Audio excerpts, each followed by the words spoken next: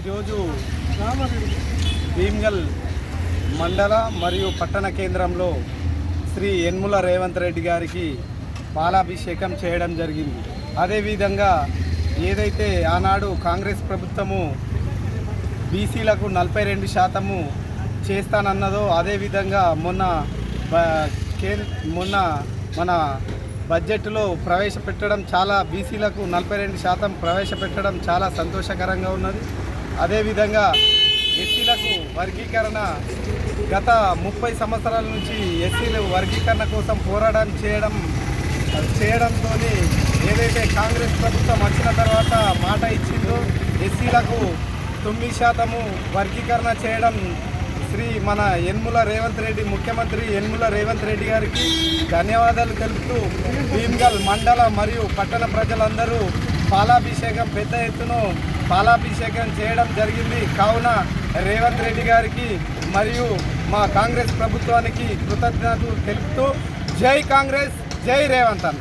ఏదైతే గత అసెంబ్లీ ఎన్నికల్లో రాహుల్ గాంధీ గారు కామారెడ్డి బీసీ డిక్లరేషన్లో బీసీలకు రిజర్వేషన్లు పెంచుతామని చెప్పేసి హామీ ఇచ్చాడో ఈరోజు ఆ హామీని నెరవేర్చిన ఘనత కాంగ్రెస్ పార్టీది.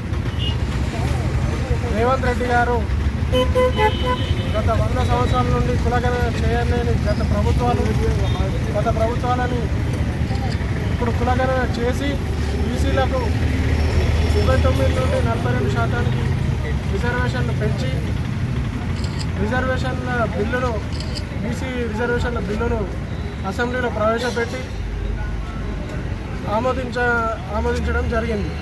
అంతేకాకుండా ఈరోజు ఎస్సీ వర్గీకరణను తీసుకొచ్చి బిల్లును ప్రవేశపెట్టి చట్టబద్ధత కల్పించడం కూడా మొన్న అసెంబ్లీ సమావేశంలో చట్టబద్ధత కల్పించింది. అందుకు గాను కాంగ్రెస్ పార్టీకి యనమల రేవంత్ రెడ్డి గారికి మన రాష్ట్ర ముఖ్యమంత్రి గారికి కాంగ్రెస్ పార్టీ తరఫున భీమ్గల్ పట్టణ కాంగ్రెస్ పార్టీ తరఫున పాలాభిషేకం చేయడం జరిగింది. జై కాంగ్రెస్.